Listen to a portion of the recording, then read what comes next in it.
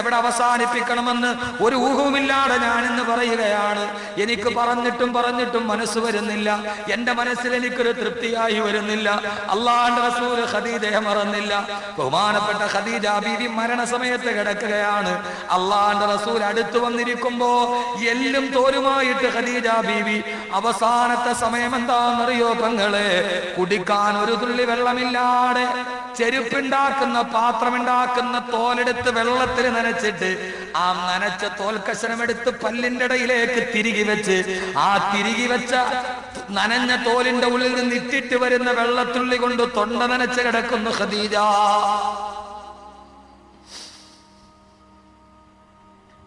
മരണസമയത്ത് ആരാ? കോടിപതിയായ ഹുവൈലിദിന്റെ മകൾ. കോടിപതിയായ ഹുവൈലിദിന്റെ മകൾ ഇറങ്ങി വന്നപ്പോ ഒരു ഭർത്താവിന്റെ ത്യാഗത്തിന് പങ്കാളിയായപ്പോ മരിക്കുന്ന സമയത്ത് കുടിക്കാൻ വെള്ളമില്ലാതെ ചെരുപ്പിന്റെ തോലെടുത്തിട്ട് വെള്ളത്തിൽ നനച്ച് അത് പല്ലിന്റെ ഇടയിലേക്ക് തിരികെ വെച്ചിട്ട് വെള്ളത്തുള്ളി കൊണ്ട് തൊണ്ട നനയ്ക്കുമ്പോ അള്ളാഹുവിന്റെ റസൂൽ പറഞ്ഞ ഖദീജ, ഹുവൈലിദിന്റെ മോളെ ഖദീജ, എന്റെ കൈ പിടിച്ചിറങ്ങി വന്നപ്പോ നിന്റെ മരണസമയത്ത് നിനക്ക് ഒരു നേരം വയറ് നിറച്ച് തരാൻ എനിക്ക് പറ്റിയില്ലല്ലോ. ഖദീജ ബീവി പറയല്ലേ നബിയേ, ഞാൻ പോവുകയാണ്. നാളെ സ്വർഗത്തിൽ ഞാൻ അങ്ങയുടെ ചാരത്തുണ്ടാകുമോ? നാളെ ജീവിതത്തിന്റെ വിഭാഗത്തിന്റെ 3-ാം ഘട്ടത്തിൽ ഞാനും അങ്ങയുടെ ഭാര്യയായിട്ടുണ്ടാകുമോ നബിയേ? അള്ളാഹുവിന്റെ റസൂൽ പറഞ്ഞു, ഖദീജ, നീ എന്റെ മണവാട്ടി, സ്വർഗത്തിന്റെ ഹൂറിയാണ് നീ, സ്വർഗത്തിന്റെ മണവാട്ടിയാണ് നീ. ഖദീജ ബീവി റളിയല്ലാഹു അൻഹ വഫാത്താകാൻ പോകുന്നു. പൊന്നുമോള് ഫാത്തിമ മറുഭാഗത്തിരുന്ന് പൊട്ടിക്കരയുന്നു. ആ ഉമ്മ വിളിച്ചടുത്തു വാ മോളെ. ഏത് മരിക്കാൻ പോകുന്ന ഉമ്മയുടെയും ഏറ്റവും വലിയ ദുഃഖം കെട്ടിക്കാത്ത മകളല്ലേ? ആ മകളെ വിളിച്ചിട്ട് ഖദീജ ബീവി മടിക്കുത്തിൽ വെച്ചിരുന്ന ഒരു കൊച്ചു പൊതി അഴിച്ചു. അതിന്റെ ഉള്ളിൽ ഒരു ചെറിയ സ്വർണ്ണമാലയുണ്ടായിരുന്നു. പൊന്നുമോളെ ഫാത്തിമ, എന്റെ ഉള്ളതെല്ലാം എന്റെ ഉപ്പയുടെ സമ്പത്ത് മുഴുവനും ദീനിന് വേണ്ടി ചെലവഴിച്ചു. ഇത് നിന്റെ വാപ്പ എനിക്ക് മഹറായിട്ട് തന്ന സ്വർണ്ണമാലയാണ്. അള്ളാഹുവിന്റെ റസൂലും മഹറായി കൊടുത്ത സ്വർണ്ണമാല തന്റെ മകൾക്ക് അനന്തരാവകാശം കയ്യിൽ കൊടുത്തു. ഖദീജ ബീവി എന്നേക്കുമായി റസൂലുള്ളാഹിന്റെ മടിയിൽ തലവെച്ച് വിട പറഞ്ഞു. ഖദീജ ബീവിയെ കൊണ്ടുപോയി കബറടക്കി. ഖദീജ ബീവി മരിച്ച വർഷം അള്ളാഹുവിന്റെ റസൂലിന്റെ ചരിത്രത്തിൽ രേഖപ്പെടുത്തുക ആമുൽ ഹുസ്ൻ, പ്രവാചകൻ കരഞ്ഞ് നിലവിളിച്ച വർഷം. ആ ഖദീജ ബീവി മരിച്ച വർഷം ചരിത്രത്തിൽ ആമുൽ ഹുസ്ൻ എന്നറിയപ്പെടുത്തു. പ്രവാചകന്റെ ദുഃഖവർഷമായി. സഹോദരങ്ങളെ, ഭാര്യ മരിച്ചു, കബറടക്കവും കഴിഞ്ഞു. അള്ളാഹുവിന്റെ റസൂൽ സല്ലല്ലാഹു അലൈഹി വസല്ലമ മദീനയിലേക്ക് ഹിജ്റ പോയി. 10 വർഷം കഴിഞ്ഞപ്പോ റസൂലുള്ള ആട്ടി ഓടിച്ച മദീനയിലേക്ക് സഹാബത്തുമായിട്ട് തിരിച്ചു വരികയാ. മക്കം ഫതഹായി. അള്ളാഹുവിന്റെ റസൂലിന്റെ വലിയ ചരിത്രമാണിത്. ഒരു കുടുംബത്തിന്റെ കഥയാണിത്. മക്കം പ്രവാചകന്റെ മുമ്പിൽ ആയുധം വെച്ച് കീഴടങ്ങുകയാണ്.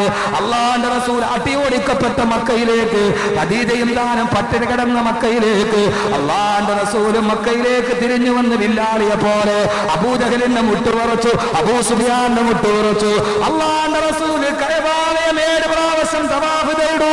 അള്ളാഹുവിന്റെ റസൂൽ കഅബാലയം തവാഫ് ചെയ്യുമ്പോ ഓരോ തവാഫ് ചെയ്യുമ്പോഴും അള്ളാഹുവിന്റെ റസൂൽ തിരിഞ്ഞു നോക്കി. എന്റെ പ്രിയപ്പെട്ട ഭർത്താക്കന്മാരെ, നിങ്ങൾ അറിയുമോ, അള്ളാഹുവിന്റെ റസൂൽ തവാഫ് ചെയ്യുന്നു. ഓരോ തവാഫ് ചെയ്യുമ്പോഴും അള്ളാഹുവിന്റെ റസൂൽ തിരിഞ്ഞു നോക്കുന്നു. 7 തവാഫ് ചെയ്തപ്പോഴും റസൂലുള്ള തിരിഞ്ഞു നോക്കി. ആരെയാ നോക്കിയതെന്നറിയുമോ? മകളെയല്ല, തന്റെ ലക്ഷക്കണക്കിന് അനുയായികളെയല്ല. അള്ളാഹുവിന്റെ റസൂൽ എന്ന ലോകത്തിന്റെ മാതൃകാ ഭർത്താവ് തിരിഞ്ഞു നോക്കിയത് പ്രിയപ്പെട്ട ഖദീജയുടെ ഖബറിലേക്കാണ്. ഓരോ തവാഫ് ചെയ്യുമ്പോഴും തിരിഞ്ഞു നോക്കി.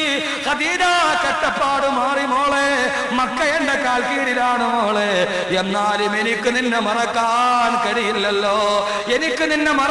കഴിയില്ലല്ലോ, അള്ളാഹുവിന്റെ റസൂൽ മഖാമ ഇബ്രാഹിമിന്റെ മുമ്പിലെത്തി 2 റക്അത്ത് നിസ്കരിക്കാൻ പോകുമ്പോ അള്ളാഹുവിന്റെ റസൂൽ തിരിഞ്ഞു നോക്കി. ഖദീജ ബീവിയുടെ മൺകൂന കിടക്കുകയാണ്. അള്ളാഹുവിന്റെ റസൂൽ ഖദീജയുടെ ഖബറിന്റെ നേരെ കുറച്ചു നേരം മൗനമായി നോക്കി നിന്നു. ഇതെന്റെ വായുടെ, എന്റെ ശബ്ദത്തിന്റെ, എന്റെ വാക്കുകളുടെ ഗരിമയല്ല. അള്ളാന്റെ റസൂല് മഖാമ ഇബ്രാഹീമിലും മഖാമിന്റെ ഇബ്രാഹീമിന്റെ പുറകിൽ നിൽക്കുമ്പോ ഖദീജ ബിവിയുടെ ഖബറിലേക്ക് നോക്കി നിന്നു. അള്ളാന്റെ റസൂലിന്റെ മനസ്സിൽ 1000 സംഭവം മിന്നൽപ്പിണര് പോലെ കടന്നുപോയി. മരിക്കാൻ നേരത്ത് പല്ലിന്റെ ഇടയിൽ തോല് നനച്ചു വെച്ചിട്ട് കിടന്ന മോളെ, ഇന്നിതാ എനിക്ക് സൗഭാഗ്യത്തിന്റെ നാളാണ്. സൗഭാഗ്യം വന്നപ്പോഴും മറന്നില്ല നബി തങ്ങൾ തന്റെ ഖദീജയെ മറന്നില്ല. ഭാര്യ മരിച്ചാൽ ഖബറിൽ കിടക്കുന്ന അവളെ ഓർക്കുന്ന എത്ര ഭർത്താക്കന്മാരുണ്ട്, എത്ര ഭർത്താക്കന്മാരുണ്ട്. വർഷം 13 കഴിഞ്ഞിട്ടും അള്ളാന്റെ റസൂൽ ഖദീജയെ മറന്നുപോയില്ലല്ലോ. അള്ളാന്റെ റസൂൽ ഖദീജയെ മറന്നുപോയില്ലല്ലോ. അള്ളാന്റെ റസൂൽ ഖദീജയെ മറന്നുപോയില്ലല്ലോ. ഈ മറക്കാത്ത ഓർമ്മയാണ് കുടുംബ ബന്ധത്തിന്റെ പ്രകാശം. ഒരിക്കലും മരിക്കാത്ത, നരക്കാത്ത, മങ്ങാത്ത, മായാത്ത ഓർമ്മകളായി സഹോദരിമാരെ തിളങ്ങി നിൽക്കേണ്ടത് വീടിന്റെ ചുവരിലല്ല. ഭാര്യ ഭർത്താക്കന്മാരെ തിളങ്ങി നിൽക്കേണ്ടത് ഫസ്റ്റ് വെഡിങ് ആനിവേഴ്സറിയുടെ അന്നെടുത്ത ഫോട്ടോയുടെ ചിത്രങ്ങളിലല്ല. സ്വന്തം മക്കളെ ഇടത്തും വലത്തും ഇരുത്തി വീടിന്റെ സ്വീകരണ റൂമിൽ നീ വെച്ചിരിക്കുന്ന വെറുതെ കൃത്രിമത്തിന്റെ തട്ടാന്റെ ചിരി വന്ന ഫോട്ടോയിലല്ല. നിന്റെ ഫോട്ടോ ഇരിക്കേണ്ടത് ഭർത്താവിന്റെ ഹൃദയത്തിൽ. പെണ്ണെ, നീ ഇരിക്കേണ്ടത് ഭർത്താവിന്റെ ഹൃദയത്തിൽ. ഭർത്താവെ, നീ ഇരിക്കേണ്ടത് ഭാര്യയുടെ ഹൃദയത്തിൽ. വെളിച്ചമൊട്ടുമില്ലെങ്കിലും മങ്ങിക്കത്തുന്ന ഒരു മൺചരാത് പോലെയെങ്കിലും, മങ്ങിക്കത്തുന്ന ഒരു മൺചരാത് പോലെയെങ്കിലും നിന്റെ ഇണയുടെ ഹൃദയത്തിന്റെ കൂടിനുള്ളിൽ കൂട്ടുകൂടാൻ നിനക്ക് കഴിഞ്ഞാൽ, ഭാര്യയുടെ ഹൃദയത്തിന്റെ ഉള്ളിൽ ഒരു കൂട് കെട്ടാൻ ഭർത്താവിന് കഴിഞ്ഞാൽ, ഭർത്താവിന്റെ ഹൃദയത്തിന്റെ ഉള്ളിൽ കൂട് കെട്ടിക്കണിയാൻ ഒരു ഭാര്യയ്ക്ക് കഴിഞ്ഞാൽ, അതിനേക്കാൾ വലിയൊരു ദാമ്പത്യ ജീവിതം ലോകത്തില്ല. ഇണക്കങ്ങൾ മാറട്ടെ, പിണക്കങ്ങൾ മാറട്ടെ, പിണക്കങ്ങളുടെയും ഇണക്കങ്ങളുടെയും ഇടയിൽ ഒരു നന്മ കടന്നു വരട്ടെ. അള്ളാഹു നമ്മുടെ ദാമ്പത്യ ജീവിതം ഖൈറിലാക്കി തരട്ടെ. പിണക്കങ്ങളൊക്കെ മാറട്ടെ, പിണക്കങ്ങളൊക്കെ മാറട്ടെ. എന്റെ സഹോദരിമാരെ, എനിക്ക് പറയാനേറെയുണ്ട്, പക്ഷേ സമയം അപര്യാപ്തമാണ്. ഒരൊറ്റ ഹദീസ് നിങ്ങൾക്ക് ഞാൻ പറഞ്ഞു തരട്ടെ. വിവാഹത്തിന്റെ 3ാമത്തെ ഘട്ടം ഇനി സ്വർഗത്തിലാണ്.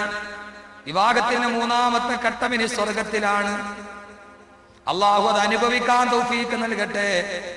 എന്റെ സഹോദരിമാർ, ഒറ്റ കാര്യം ഞാൻ പറഞ്ഞു തരട്ടെ. നിങ്ങൾ ഇതൊന്ന് മനസ്സിലേറ്റിയിട്ട് പോകണം. എന്നോട് വിഷമം തോന്നരുത്, വേഷവിധാനം പറഞ്ഞില്ല, മറ്റൊന്നുമില്ല. കാരണം അതാണ് നമ്മുടെ സമയം.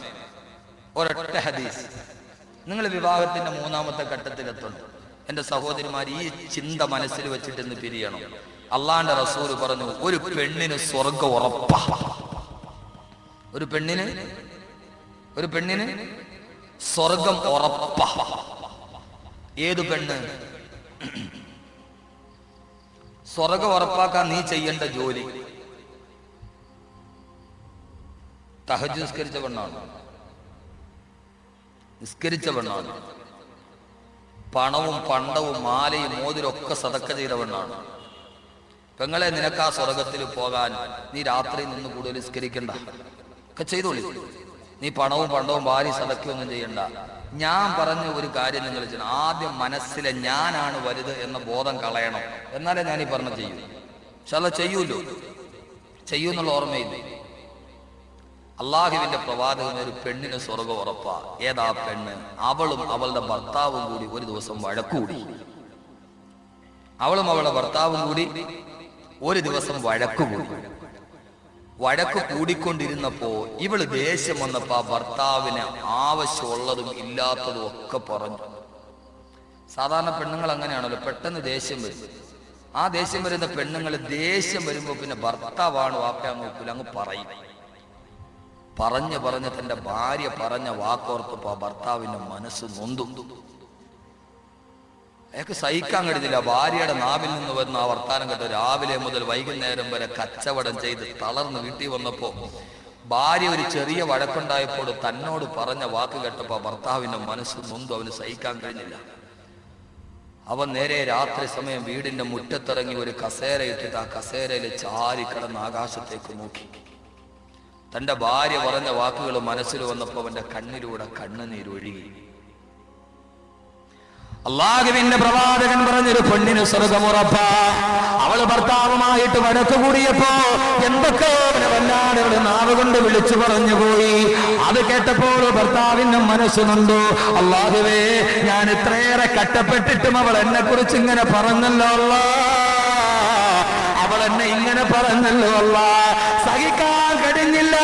സഹോദരങ്ങളെ, ഭാര്യമാര് പറഞ്ഞാല് നമ്മുടെ ഹൃദയം പൊട്ടും. അവൻ വീടിന്റെ മുറ്റത്തിറങ്ങി കസേരയിൽ കിടന്ന് ചാരി കിടക്കുകയാണ്. അല്ലാഹുവേ എന്റെ പെണ്ണൻ എങ്ങനെ പറഞ്ഞല്ലോ അല്ലാ. അവന്റെ കണ്ണിലൂടെ കണ്ണുനീരിന്റെ 2 തുള്ളി താഴോട്ടിട്ട് വീണു. ഈ ഭാര്യ നോക്കുമ്പോ എന്റെ ഭർത്താവിന്റെ കണ്ണിന്റെ വാടെ കണ്ണുനീരുരുണ്ടുകൂടുകയാണ്. അല്ലാഹുവിന്റെ റസൂല് പറഞ്ഞു, ആ പെണ്ണ് പോയിട്ട് ഭർത്താവിന്റെ കയ്യിൽ പിടിച്ചിട്ട് ഞാൻ അറിയാതെ പറഞ്ഞതാണ് മാപ്പാക്കണേ എന്ന് പറഞ്ഞാൽ വദബത്തിലഹൽ ജന്ന, വദബത്തിലഹൽ ജന്ന, വദബത്തിലഹൽ ജന്ന. ആ പെണ്ണിന് സ്വർഗമുറപ്പാണ്, സ്വർഗമുറപ്പാണ്, സ്വർഗമുറപ്പാണെന്ന് ലോകൈക ഗുരുനബി മുഹമ്മദ് മുസ്തഫ. പെങ്ങളെ, സ്വർഗമോത്തിട്ടൊന്ന് താന്നു കൊടുക്ക്. ഭർത്താവിന്റെ കണ്ണുനീര് കണ്ടിട്ടും കൽവലിയാത്ത പെണ്ണ് അവള് നരകത്തിലാണെന്ന് നബി മുഹമ്മദ് മുസ്തഫ. വീട്ടിലൊരു വഴക്കുണ്ടായി, ഭർത്താവിന്റെ കണ്ണുനീര് കണ്ടിട്ട് ഒരു ഭാര്യയുടെ കൽബം നലിഞ്ഞില്ലയോ, അവള് പിന്നെ സ്വർഗത്തെ കുറിച്ച് ചിന്തിക്കേണ്ട കാര്യമില്ല. ഭർത്താവിന്റെ കണ്ണുനീര് കണ്ടിട്ട് ഒരു പെണ്ണിന്റെ കൽബ് അലഞ്ഞില്ലെങ്കിൽ പിന്നെ ആ പെണ്ണ് സ്വർഗത്തെ കുറിച്ച് ചിന്തിക്കരുത്. ഞാൻ ഈ ഹദീസിന്റെ ഇബാറത്ത് എനിക്ക് ഓർമ്മയില്ല. റസൂലുള്ള പറഞ്ഞു, ഭർത്താവ് ഇങ്ങനെ കിടക്കുകയാണ്, ഭർത്താവിന്റെ അടുത്ത് പുറകെ നീ ചെല്ലണം, എന്നിട്ട്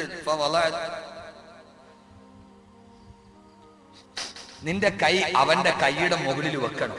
റസൂലുള്ള പറഞ്ഞു, അവൻ അപ്പൊ തട്ടി മാറ്റി. ഹദീസിന്റെ ആശയമാണ്, ഹദീസ് ഇബാറത്ത് ഓർമ്മയില്ല. അപ്പോ പോകരുത്, വീണ്ടും പോയി തൊടണം. ഇൻഷാ അല്ലാഹ് സഹോദരിമാരെ ചെയ്യും. അള്ളാഹു സ്വർഗം തരട്ടെ. അള്ളാഹു ഈ ബോധം മനസ്സിലെ മിഥ്യാധാരണയൊക്കെ മാറ്റട്ടെ. ഇങ്ങനെ കിടക്കാണ്, പുറകിൽ നിന്ന് പോയിട്ട് കൈ പിടിക്കണം, എന്തൊക്കെയോ അവനെ പറഞ്ഞു പോയി, നിന്ന് അള്ളാഹു അങ്ങനെ അങ്ങനെയൊക്കെ പറഞ്ഞു പോയി കൈ പിടിക്കണം, എന്നിട്ട് പുറകിൽ ചെന്നിട്ട് ആ കട്ടിൽ ആ കസേരയുടെ പുറകിൽ നിന്നിട്ട് പറയണം. റസൂലുള്ള പറഞ്ഞ ഹദീസാണ്. പിന്നെ അപ്പോ ഈ ദേഷ്യവും സങ്കടവും ഒക്കെ വരുമ്പോൾ തൊട്ടുപോരുന്നുണ്ട്. നമ്മളൊന്ന് ഗർജിക്കും, പുരുഷന്റെ സ്വഭാവമാണ്, പോകരുത്. റസൂൽ പിന്നെയും വെക്കണം കൈ മുകളിൽ, എന്നിട്ട് പിന്നെ തുടരുതെന്നല്ലേ പറഞ്ഞത്. ആദ്യം പറഞ്ഞ ചൂട് രണ്ടാമത്തെ പറച്ചിൽ ഉണ്ടാവൂ. ആദ്യം തൊട്ടപ്പോ ചാടിയതുപോലെ പുലി കടിക്കണമാതിരി ചാടുവോ? രണ്ടാമത് ഒന്നുകൂടി പറയും, തുടരുതെന്നല്ലേ എന്നോട് പറഞ്ഞു. പോകരുത് പെങ്ങളെ, ദേഷ്യപ്പെട്ടാലും പോകരുത്. റസൂലുള്ള പറഞ്ഞു, തുമ്മ ഉഖറ, പിന്നെയും അവന്റെ കയ്യിൽ പോയി വെച്ചിട്ട് വരണം.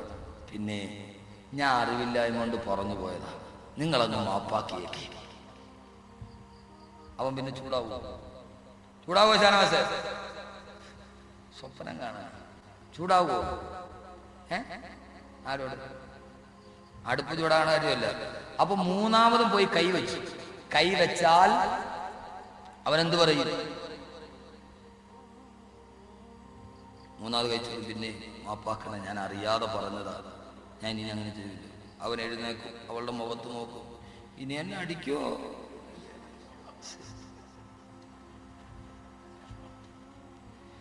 ഞാനൊരു കാര്യം നിങ്ങളോട് ആത്മാർത്ഥമായിട്ട് ചോദിക്കട്ടെ. നമുക്ക് നമ്മുടെ ഭാര്യയോട് ഏറ്റവും കൂടുതൽ സ്നേഹം തോന്നപ്പോൾ അവൾ നമ്മളെന്തൊക്കെയോ പറഞ്ഞു, നമ്മുടെ മനസ്സ് വല്ലാതെ നൊന്തിരുന്നിട്ട് ആ പെണ്ണ് വന്നിട്ട് കൈ പിടിച്ചിട്ട് പിന്നെ ഞാൻ അറിവില്ലായ്മ കൊണ്ട് പറഞ്ഞു, നിങ്ങളങ്ങ് മാപ്പാക്കണേ എന്ന് പറഞ്ഞാൽ നമുക്ക് സ്നേഹം കൂടുവോ കുറയുവോ?